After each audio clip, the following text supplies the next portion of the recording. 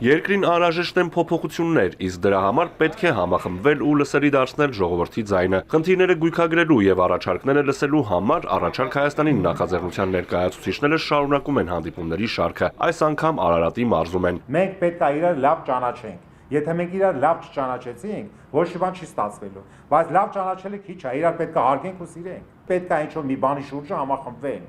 Համախմբման գաղափար է պետք։ Մենք պետք է մի բան հասկանանք, որ մենք պետք է ուժեղ լինենք։ Պետք է ուժ գտնենք միասին։ Այդ ուժը պետք է գտնենք, մենք ուժ ունենք։ Տենց չի որ ուժ չկա։ Եթե այս ազգը 3000-4000 տարի սենց եկել ապրում է, նշանակում է մենք հավիտենական այս մեր հայ ժողովուրդը պետք է գոյատևի։ Հանդիպումը հարց ու պատասխանի ձևաչափով է։ Գյուղատնտեսությունից մինչև կրթություն, երիտասարդների զբաղվածություն, թոշակ ու նպաստ։ Գյուղաբնակներին առավել մտահոգում է գյուղատնտեսության նախարարություն չունենալու հարցը։ Վերջին մի 2 տարին օրինակ մեր մոտ ծառերը չորանում են, ասենք, ու ոչ մեկը չենք հասկանում ինչից է այդ պայմանավորված։ Ասենք ջրից է, հողից է, թե օդից է։ Քանի որ մեր պետությունը չունի գյուղ նախարարություն, չկա համապատասխան մասնագետ, որ գա մեզի խորհուրդ տա, մնացել ենք շիվարած, չգիտենք ինչ անենք։ Որտեղ որ մենք գնացել ենք, բոլորը այդ հարցը բարձրացնում են։ Գյուղատնտեսությունը մեր համախառն ներքին արդյունքի միշտ եղել է 18-ից 20%, այսօր գիտեք ինչքան է իջել։ Գյուղատնտեսության կշիռը երկրի համախառն արդյունքում 8% ընդամենը։ Այսինքն սա նշանակում է, որ երկիրը գյուղատնտեսությանը ինչ որ չափով արհամարել է, ինչ որ չափով չէ, լավ էլ արհամարել է։ Նաև այդ գյուղնախարարություն չունենալը խոսում է հենց դրա մասին։ Դրա համար առաջնակարգ ձեր ասածը, որ գյուղատնտեսության նախարարությունը պետք է վերականգնվի, պետք է գյուղատնտեսական վարկերը շատ ցածր տոկոսադրույքներով լինեն, մեկ, ցածր։ Երկրորդը, պետությունը պետք է սուբսիդավորի շատ։ Այսօր մենք գիտեք ինչքան վարկառու ունենք։ 2.5 միլիոն վարկառու կա։ 2.5 միլիոն։ Ես, այսինքն մի մարդը կարա մի քանի վարկ ունենա, ես վարկային միավորներն եմ ասում։ Այսինքն ամբողջ ժողովրդի ուշադրության կենտրոնում է այդ վարկերը, բայց մենք պետք է ազատագրենք այդ վարկերից։ Այլ երկրներում զարգացած գոյություն ունեն լաբորատորիաներ, հողի լաբորատորիա, որը որ ցույց է տալիս, այդ հողը ինչի կարիք ունի։ Դա մի հատ առաջարկ, որը որ կարելի է այդ թեմայի գյուղատնտեսական զարգացման թեմայի մեջ ներառել։ Շատ լավ առաջարկ է։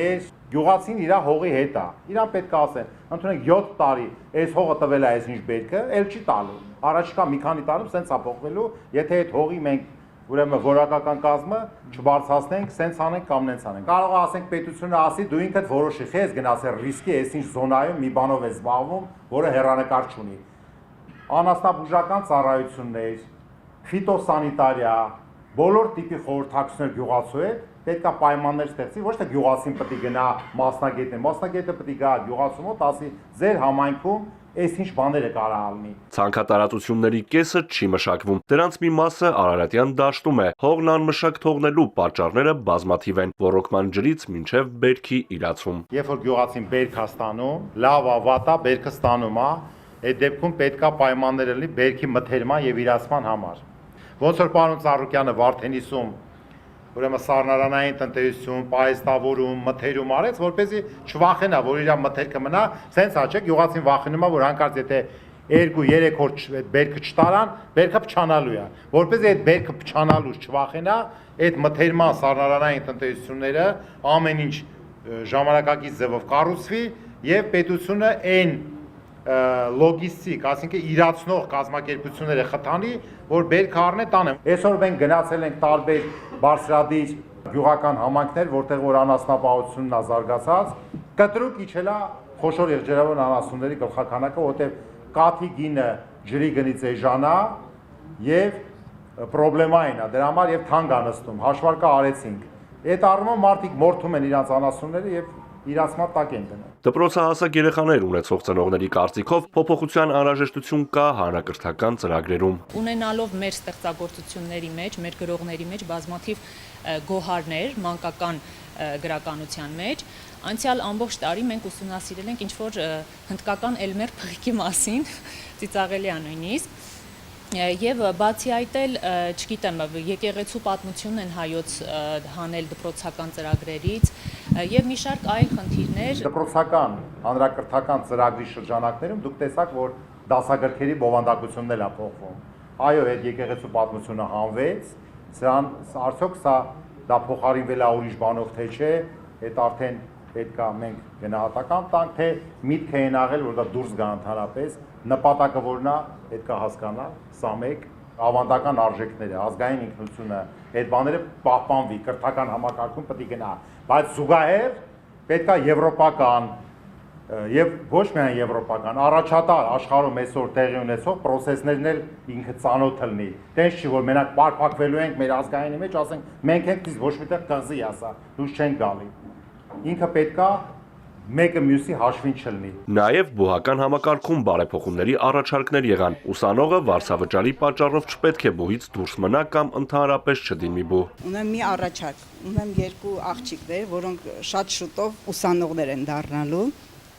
Եվ գիտեմ, որ նախկինում պարոն Ծառուկյան ուներ այսպիսի մի ծրագիր,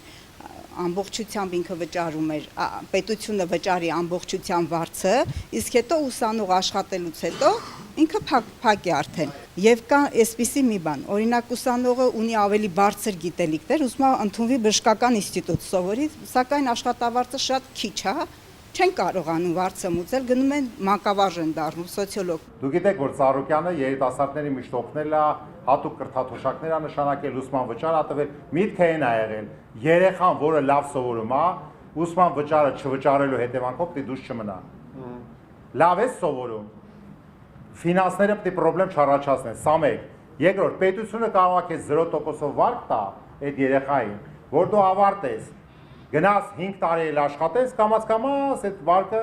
փակես, եթե ոչ մի ուրիշ ֆինանսական բան չկա։ Դա երկրորդ մոտեցումը, հա։ Եվ երրորդը, որ եթե կարմիր դիպլոմով ավարտում են համալսարանների ինստիտուտները, եւ մարդը աշխատանք չունի։ Հենց որ շատ ճիշտ հարցադրում եք անում, պարոն Ծառուկյանի մասով ո՞րն էր այս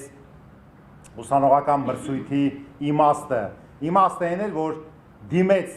Գագիկ Ծառուկյանի ուսանողներին, ասեց հələ տվեք առաջարկներ։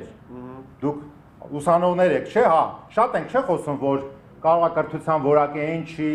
մենք շատերը շատ վատ են։ Հələ մի հատ տեսնեմ ինչ առաջարկներ է տալի, տարբեր, այս երկրի համար, զարգացման համար։ Մեկ էլ իմ համար օրինակ անսպասելի չէր։ Մեկ էլ նայեց տեսավ, որ այս ինչ հոյակապ տաղանդավոր առաջարկներ կա եւ մի քանի 100 հոգի ըստ էության տվել էին այդ առաջարկները եւ գնահատվեց դա։ Երիտասարդներին պետքա շանս տալ, որ երիտասարդները իրաց տաղանդը բացահայտեն։ Մրցույթը, որ պարոն Ծառուկյանը հայտարարել էր, այդտեղից մենք ծրագրերից իրենց առաջարկած առաջարկներից անպայման սինթեզելու ենք եւ ներառելու ենք առաջարկ Հայաստանին մեր ծրագրում, որի կոնցեպտը գիտեք, պարոն Ծառուկյանն է ներկայացրել։ Մեկ այլ խնդիր է բուհն ավարտելուց հետո երիտասարդին իր ծննդավայրում ու համայնքում պահելը, զբաղվածության հարցը լուծելը։ Երիտասարդները ձգտում են գնալ Երևան, սովորում են, ուզում են այնտեղ աշխատեն։ Հիմա մեր երիտասարդները գնում են Երևան ինչի համար, որովհետև այնտեղ կա բարձր աշխատավարձ, կամ ոնց իրանք են ասում, այնտեղ կա կյանք։ Ինչը չկա մեր տարածաշրջաններում, այսօր մեր երիտասարդները, մենք այսօր ստեղած շատ երիտասարդներ ունենք, դուրս են գալի դուրս ու զբաղմունք չկա իրանց համար։ Կամ դուրս են գալի դուրս, ասես մեղմ ասած, մենք ապրում ենք աղբավայրում, 4 կողմը ոչ մի բան չկա, անապատ, աղբ, ճայիչ ու չգիտեմ ինչ։ Այո, երիտասարդին պետքա պահել համայնքում։ Բայց համայնքում պահելու համար երկու կարևոր բան կա։ Առաջինը աշխատանք, երկրորդը որոշակի գրավչություն համայնքի։ Պետքա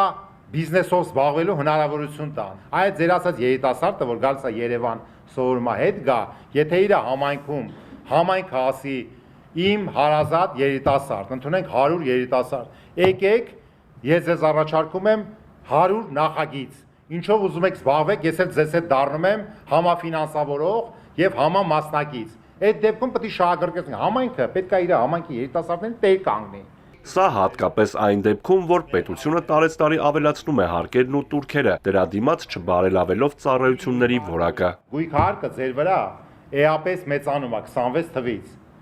4 անգամ, այն ինչ որ վճարում եք։ Եվ խնդիրը մենակ դրա մեջ չի, խնդիրը նրա մեջ է, որ դու համայնքին կրկնում եմ, տալիս ես